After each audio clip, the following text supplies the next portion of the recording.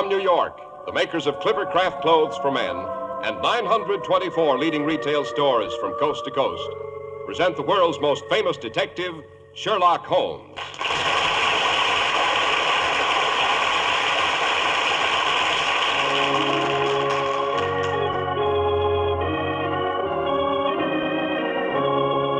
Our stories are based upon the character of Sherlock Holmes, created by Sir Arthur Conan Doyle. Sherlock Holmes is portrayed by John Stanley, Dr. Watson by Alfred Shirley, and the dramatizations are by Edith Meiser. Well, here we are once again on the threshold of Dr. Watson's study. We find Mr. Holmes' genial biographer strutting up and down in front of his fireplace. Evening, Doctor. You look fit. The Christmas festivities don't seem to have got you down. I am fit, Mr. Harris, very fit. Better than that, I'm rather well fitted. Oh, great Scott, man, where are your eyes? Why, Dr. Watson, don't tell me Santa Claus brought you a Clipper Craft suit. Well, why not? Just because I'm a wee bit venerable doesn't mean I'm antique. I still enjoy making a good impression, don't you know? Well, in that suit, it'll be the girls that go when you walk down the street, Doctor. Oh, Mr. Harris. But seriously now, Doctor, suppose you tell us what tonight's story is to be about. Well, tonight I thought I'd relate how Holmes and I spent New Year's Eve off the Scilly Isles. The Scilly Isles? That sounds appropriate, Doctor. The name of these particular islands is spelled Scilly. They are located roughly 100 miles southwest of Land's End, Mr. Harris. Oh, what in the world were you doing there on New Year's Eve? Trying to prevent a great maritime catastrophe. You remember what happened to the Titanic? You know what happened to the Lusitania? Well, the lives of those on the ocean liner Gigantic were in even greater danger when Holmes and I went over the side on New Year's Eve in the year 1912. Oh, but good heavens. There I go getting ahead of myself again. Suppose I fix us a Tom and Jerry while you tell our listeners how to start the year right in a Clipper Craft clothes. Fair enough, Dr. Watson. Millions of men, like you, will start the new year in a smart new Clipper Craft suit and overcoat. Yes, today more men than ever before wear Clipper Craft clothes, for we've sold more Clipper Craft clothes than ever before in our entire history. There's a reason, of course. The wise old American public, with its eye for value, has pronounced Clipper Craft the most remarkable clothing buys they've ever seen.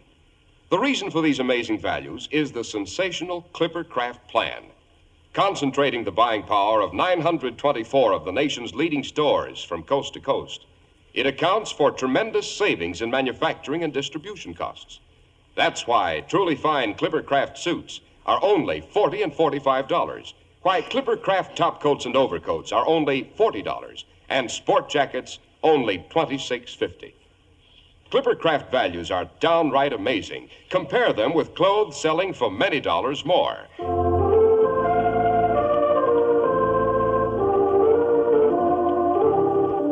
And now, Dr. Watson, to return to the New Year's Eve you and Sherlock Holmes celebrated on the good ship Gigantic. Yes. Here's your Tom and Jerry, Mr. Harris. Thank you, Be Doctor. careful, don't burn yourself. Yes, it was probably the most hectic New Year's Eve I've ever experienced.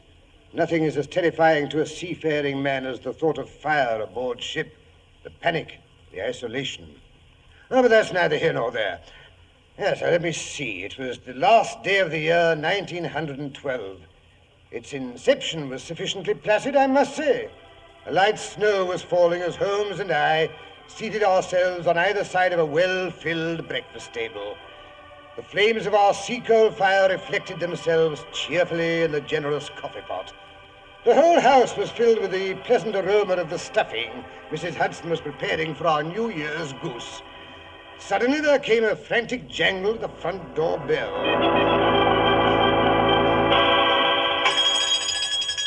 No, definitely no. No what, Holmes? Whoever it is that's pulling our front doorbell out by the roots and whatever his problem is, I'm definitely not interested. Yes, Watson, being the world's greatest consulting detective has its disadvantages. People always manage to get into difficulties at the most inopportune moments. Yes, you should try being a doctor, Holmes. No female since Eve has ever decided to become a mother at a convenient time. Oh, come in, confound it. Mr. Holmes? Mr. Sherlock Holmes? Naturally.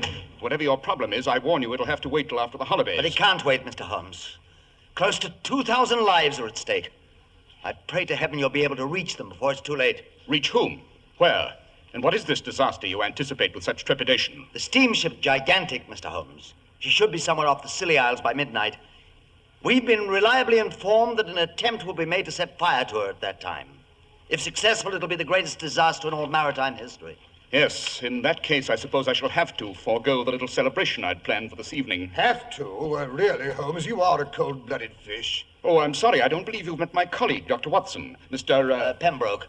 Reginald Pembroke. How do you do, sir? I'm chairman of the board of Floyd's, the famous insurance company. Oh, then your desire to prevent this disaster isn't entirely humanitarian. Not entirely, but neither is it altogether mercenary. There's more at stake than the lives of the passengers on board the Gigantic. If she goes down, the financial stability of the British Empire goes with her. Interesting, eh, Watson? Continue, Mr. Pembroke. You may not be aware, Mr. Holmes, that during this past year, there have been a terrifying number of marine catastrophes. Holmes knows everything, Mr. Pembroke. I'm quite cognizant of the fact that quite a few of the newest and fastest British liners have been destroyed at sea by fire, storm, and accident. They weren't accidents, Mr. Holmes, I assure you. Quite. The Egyptian Star was destroyed by fire in the Persian Gulf. 800 lives lost. The Lord Nelson disappeared in a typhoon in the Indian Ocean. No survivors. The Southern Cross exploded and sank off the coast of Brazil. 1,200 casualties. The Wellington, the Lady Jane Grey, and the El Dorado all caught fire in different parts of the Pacific. Total deaths, over 2,000. But the greatest disaster was last April, when the Titanic ran into an iceberg with a loss of over 1,500 souls. The public's becoming panicky about traveling on British ships. The ships of other nationalities are taking all our trade. 3 banks and nearly 10 investment concerns with large marine interests have gone to the wall. Even Floyd's is not too secure. But that is not the most serious aspect of the situation. Really? Good Lord, don't tell me there's worse to come. Much worse, Dr. Watson. Those ships disappeared in many parts of the world. They were sunk by diverse methods. One factor, however, was the same in each disaster. And that was? The cargo carried by each ship was gold. English gold. Oh. If it ever became known how much British bullion lies at the bottom of the 7 seas, British credit would be badly crippled. As a matter of fact, the Bank of England has been forced to import a large shipment of gold from Canada. And it's on the Gigantic.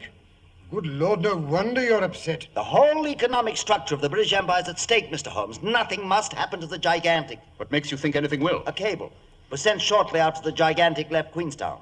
She makes a stop in Ireland on her eastbound voyage, you know.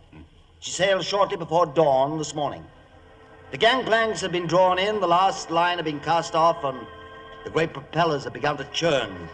Suddenly the dockmaster noticed someone sliding down the ship's side on a rope.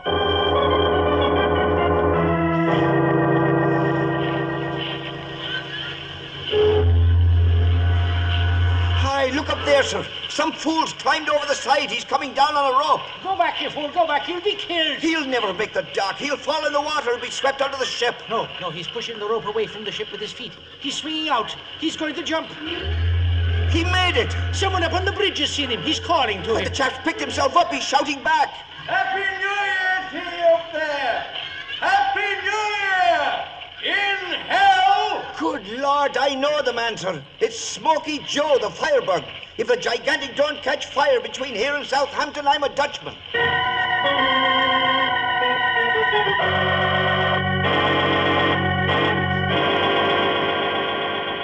Smoky Joe. Seems to me we've heard of him before, eh, Watson? Not merely as an expert arsonist, but a dangerous pyromaniac as well.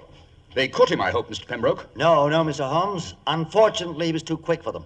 He crawled down a ladder and disappeared among the pilings under the docks. So, the Gigantic is headed for Southampton with a nice bit of Joe's handiwork aboard. You think it's a firebomb, eh, Holmes? Not necessarily, Watson. There are many ingenious ways of starting a fire, you know.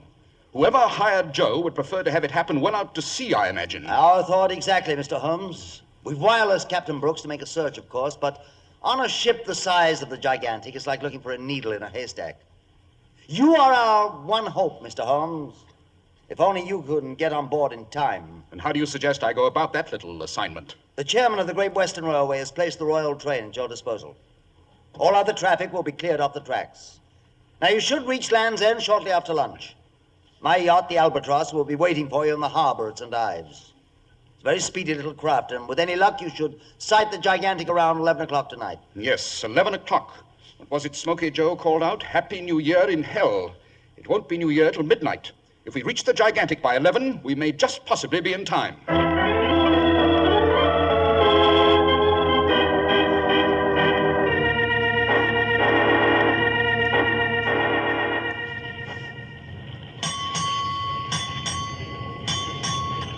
Six bells. It's 11 o'clock. Confound this fog. We've had to reduce our speed to half. Oh, we'll never catch up to the Gigantic now, Holmes. Nonsense. She's had to slow down, too. I only hope we don't miss her entirely in this fog. I don't really care.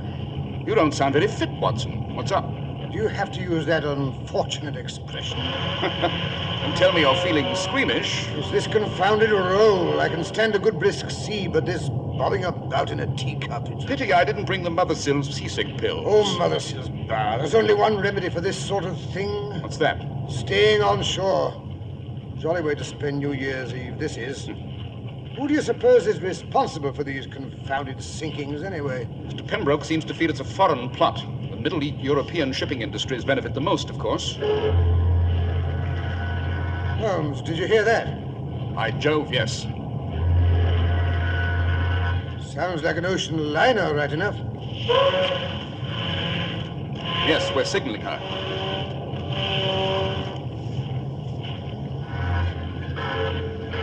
Great Scott! There she is, the Gigantic looming out of the fog. Looks like a mountain coming at us. Ahoy there! Are you the Albatross? Yes, Sherlock Holmes and Dr. Watson coming aboard. Let down a ladder. Ladder coming over! Look out below! Here's the ladder, Watson. Think you can manage it? I'd climb up the Eiffel Tower on a clothesline if it would get me off this bouncing cockle shell.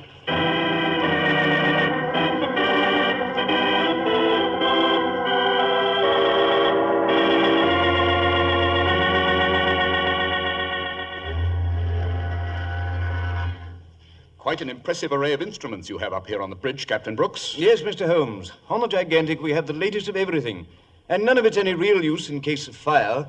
I'd sooner face a typhoon or a shipwreck, or a mutiny even, dod rat it, than a fire on board ship. But surely a ship this size should be fairly fireproof. That's what you might think, Dr. Watson. But there are three factors that make a fire on a luxury liner dangerous. First, there's all the confounded ornamental woodwork that's used in a passenger construction. Second, there's the fact that once a fire gets a firm hold, it's fed by drafts that rush through the ventilating system. And third, there is the element of panic. Nothing makes people behave more like wild beasts quicker than the cry of fire. In case of fire, you have, of course, an alarm system. Oh, we have the old-fashioned system of bells, and also something rather recent. The Gigantic is one of the first ships to install it. You see that glass case over there, gentlemen? Oh, the one with a lot of tubes entering from below. Looks rather like a giant honeycomb, eh, Holmes? Each of those tubes leads to a separate compartment of the ship. The instant a fire breaks out anywhere, smoke is immediately drawn up into the glass case. I've stationed a sailor to watch that case. Believe me, gentlemen, the first wisp of smoke, we shall know it. Yes, undoubtedly very helpful, Captain Brooks, in the case of an ordinary conflagration. But I assure you, a fire set by Smoky Joe is not ordinary. He's a master arsonist. 10 seconds after one of his fires breaks out, you're dealing with a raging inferno. Well, confound it, they tell me the man deserted the ship at Queenstown. That is this morning. Well, that's more than 18 hours ago. If he'd set fire, it seems to me that we'd be in flames by this time. Not necessarily. There are many methods by which a fire can be made to break out long after the pyromaniac has left the scene of his crime. You say you found no time bombs, no inflammable acids. No, Mr. Holmes. Ever since I received word that we were in danger, I've had my men searching high and low. They found nothing, absolutely nothing. It's been a systematic search, I promise you. Yes, but you've drawn a blank. That's what comes of using system instead of brains and initiative. Oh? And how do you propose to locate whatever it is we can't find? By using a little logic. I shall credit Smoky Joe with having the intelligence to place his fire-starting device in the place where it'll do the most damage. The man's no amateur, Captain. He knows his business. Then I shall investigate that place and remove his handiwork. Holmes, you're bragging again. Not at all, my dear Watson. I think I may promise I shall have discovered the menace inside of half an hour. I only hope Joe's little device doesn't do its nasty job before then. Half an hour. It's now 11:30 exactly. Do you think you can solve this problem by midnight? Yes, Captain. With any luck, I think I can promise you a placid and uneventful New Year. Captain Brooks. Yes, Mr. Brown. What seems to be the trouble? The wireless engineer, sir, wishes to report that something's wrong with his apparatus. Both the sending and receiving equipment have suddenly gone out of commission. I don't like that. What does he think is the Pardon matter? me, Captain. Can you come here a minute? Excuse me a moment, gentlemen. The wheelsman is calling me. What's the trouble, Jerry? It's the compass. It's spinning like a top. I can't figure out what's got into it. Never seen the like except once in some magnetic storm. Great Scott, this is incredible. Now what? It's the engine room calling, Captain. I'll take it. Hello? Yes, Captain Brooks speaking. The blazes, you say? Well, do the best you can. Seems to be the difficulty, Captain. The dynamos are slowing down. They can't figure out why. Good Lord, sir, that's why the lights are getting dim. Blazes with the lights. Without dynamos, we've no forced draft for the furnaces. We'll never keep up enough steam pressure to drive the ship.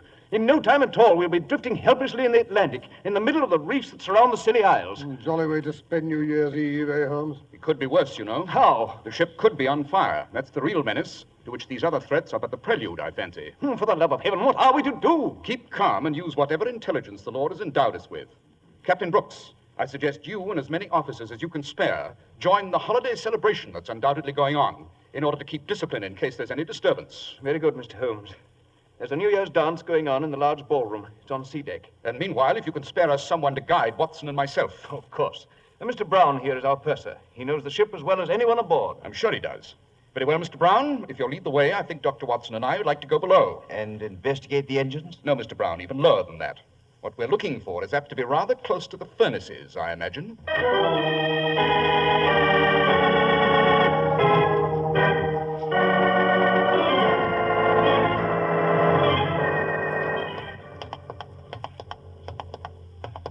Oh, these iron stairs that go round and round to make me dizzy. Maybe it's the heat down here. Yes, we're getting close to the furnace room. If you listen, you can hear the men stoking. Grim way to earn a living, eh, Holmes? Stop a minute. Where does that lead, Mr. Brown? That small corridor with a heavy metal door at the far end. That's the bullion room, sir, where the gold is kept. Very interesting. Suppose we take a look, eh, Watson? Yes, I've always wanted to see those gold bars you hear so much about. I'm afraid that won't be possible, Dr. Watson. Why not? Well, as you can see, the door is locked and sealed. It was done by the port authorities before we left New York. That door won't be opened until the port authorities unseal it when we reach Southampton. You mean that room in there wasn't opened when the captain ordered the ship searched for incendiary material? No, Mr. Holmes. But it's quite impossible for anyone to place a firebomb or anything of the sort in there. As you can see, the seals are still intact. Quite. These seals are intact. But are they the ones put on in New York? I doubt it. Let's have a look. Yes, interesting. Very interesting. These are not the original seals. Oh, how can you tell, Holmes? They look intact to me. Exactly, they are intact. But here in the crack of the door sill are bits of broken seals. But these seals are not even chipped. By Jove, yes, of course. The original seals were hacked off and then replaced after someone had finished picking the lock and robbing the room inside. I doubt if robbery was the motive, Watson. Well, for what other reason would anyone want to break into a room full of gold bullion? It all depends. What lies directly below that room, Mr. Brown? Well, let me see. Well, nothing of any great importance, Mr. Holmes. Just the coal piles. The coal piles. Good Lord. I think we shall have to break the seals again, Mr. Brown. Here, Watson, help me. But the door is locked, Mr. Holmes. Even after the seals have been removed, we shall have to get the key from the captain. No time for that. Hand me my burglar tools, Watson. Oh, very well. What? Good heavens, you mean you could actually pick a lock with those things? If Holmes ever turned thief, Mr. Brown, even the Bank of England wouldn't be safe. Yes, that should do the trick. Now, if you'll help me draw the bars, Watson. Yes, with pleasure. Well, there you are, Holmes. Now, let's see. Say, it's black in there, isn't it? Is there a light inside, Mr. Brown? No, Mr. Holmes, I'm afraid not. Then we shall have to prop the door open. The light from the corridor will have to do for our investigations. Come on, Watson. Holmes, that smell. Phew. Strong and acrid. Like sulfur, only with more bite. Seems to be coming from this large tin. Suppose I light a match. British village, stop! Don't be alarmed. I know better than to light a match around a tin which is leaking sulfuric acid. I only wanted to know how much you knew about Smoky Joe's incendiary device, Mr. Ludwig Brown, spelled B-R-A-U-N, if I'm not mistaken. So you recognize me? Yes, that dueling scar over your left eye. It's rather a giveaway, don't you know? So you have found how we are going to set fire to the ship by having the acid drip through a hole in the floor onto the coal beneath. The first shovelful of that acid-soaked coal that goes in the furnace, and the hold of a ship will be a blazing inferno. Nothing could put out that fire. Don't you mean that's how you were going to start the fire? My dear Mr. Holmes, you do not think we will let a small obstacle like the famous Sherlock Holmes stand in our way? Now, listen to me. Don't raise your fist to me or I'll let you have it. Never argue with a Luger pistol, Watson. Well, that's the first sensible remark you've made, Mr. Holmes. I'm sorry to leave, but the stokers should reach the sulfuric acid impregnated coal in about 10 minutes, I believe. So I must be going. This room will be a roaring oven once it starts. You'll be rather badly overdone, gentlemen. Goodbye, then. So sorry I cannot say auf Wiedersehen. The door. He's bolted it. Even you can't open it now, Holmes. Shut up, Watson, and help me look for the opening. What opening, for heaven's sake? The opening that leads to the tube that ends in the captain's new fire-detecting machine. It should be somewhere near the ceiling. But, Holmes, I can't see a thing in this black hole of Calcutta. You can feel, can't you?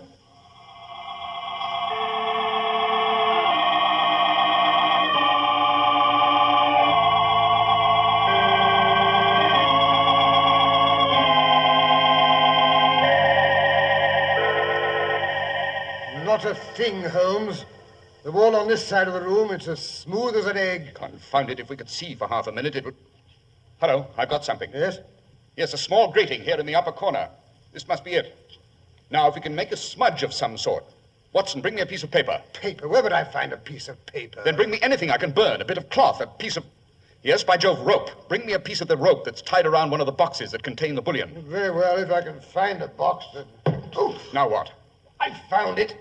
Confound it. The knots are tied so tight I Blazes with knots. Cut the rope, Watson. Use your pocket knife. Oh, very well. There you are, Holmes. It's a short length, I'm afraid. I only want enough for a smudge. Nothing like a bit of hempen rope to... Holmes, for heaven's sake, you're not going to set a match to that thing in here. There'll be an explosion. Have to take the chance, Watson. With any luck, the sulfuric acid fumes won't be too concentrated up here near the ceiling. Well, here goes. 1, 2. Now, if we can persuade the rope to smolder. Yes, there she goes. Certainly makes plenty of smoke, eh, Holmes? The important thing is being drawn up through the grating.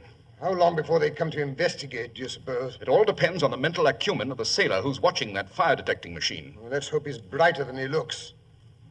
It may be my imagination, but it seems to me I can feel the metal flooring under my feet beginning to get hot.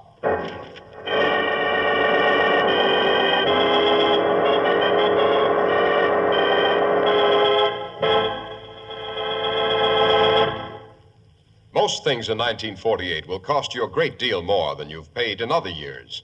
That's why it's sensational news to know that you can get Clippercraft suits in 1948 for only $40 and $45. Clippercraft top coats and overcoats for only $40, and sport jackets for only $26.50. And isn't it as good a time as any to decide to get the most for your money? You've every right to expect long wear, correct styling, good taste, comfort, and perfect fit. And you get all these to an astounding degree in Clippercraft clothes. And you get them at incredibly modest prices. It's, of course, American production genius applied to the making of fine clothes that does the trick. It's the unique Clippercraft plan, concentrating the buying power of 924 of the nation's leading independent stores from coast to coast.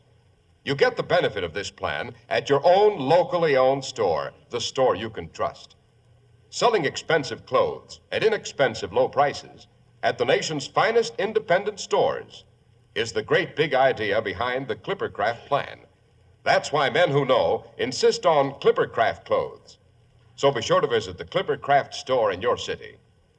These leading stores in the metropolitan area are proud to add their names to Clippercraft in your suit, top coat, and overcoat. In Manhattan, Saks 34th, Broadway at 34th. John Wanamaker Men's Stores, Broadway at 8th and 67 Liberty Street. In Brooklyn, Abraham and Strauss. In Newark, New Jersey, Boulevard Men's Shop, Kresge, Newark. And in Jamaica, the B&B Clothes Shop, 16408 Jamaica Avenue.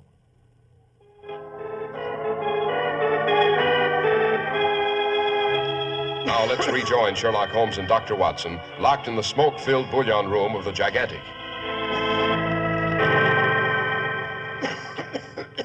Good Lord. How long does it take for them to get us out of here? That smoke's suffocating. Calm yourself, Watson. It can't be more than 3 minutes since we lit this smudge. Yes, I can hear someone running down the iron staircase. I can't hear a blasted thing. How do you... Hello! Hello in there!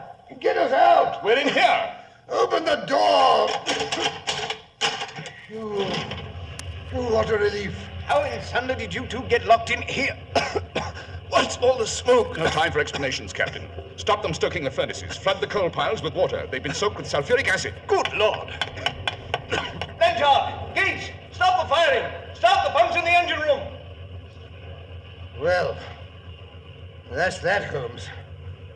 What do you suppose has become of that dastardly purser? We'll let Captain Brooks take care of him, Watson. Unless I'm very much mistaken, Mr. Brown is going to wish he'd never gone to sea. Well, come along, let's go upstairs and join the festivities. I think we rate a bottle of champagne. To blazes with the champagne, I need a double brandy.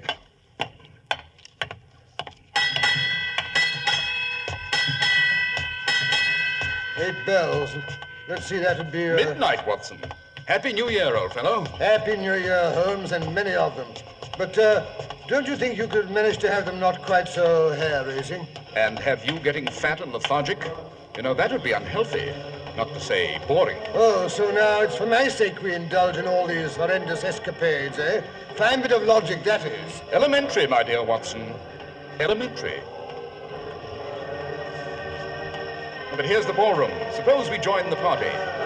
Sign, my dear. Oh, and sign. We'll take a cup of kindness yet.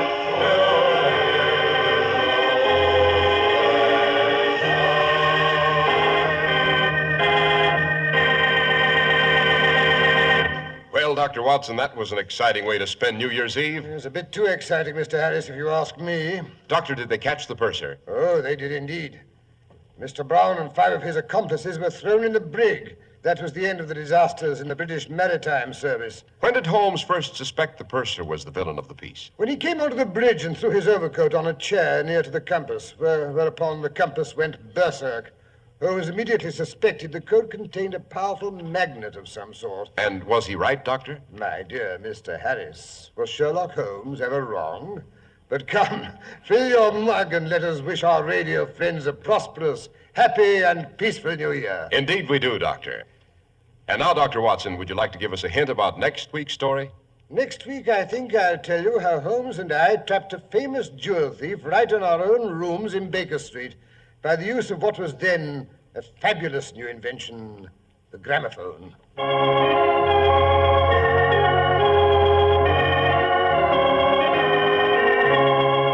The makers of Clippercraft clothes and 924 leading stores from coast to coast have brought you another in the new series of broadcasts featuring the world's most famous detective, Sherlock Holmes. Sherlock Holmes is produced and directed by Basil Lochran, with special music by Albert Berman. If you don't know your Clippercraft dealer, write Clippercraft, 200 Fifth Avenue, New York City. Be sure to listen next week to Sherlock Holmes in The Mazarin Stone. If you'd like to attend the Sherlock Holmes broadcasts in New York, see your local Clippercraft dealer, and he'll tell you how to obtain your tickets.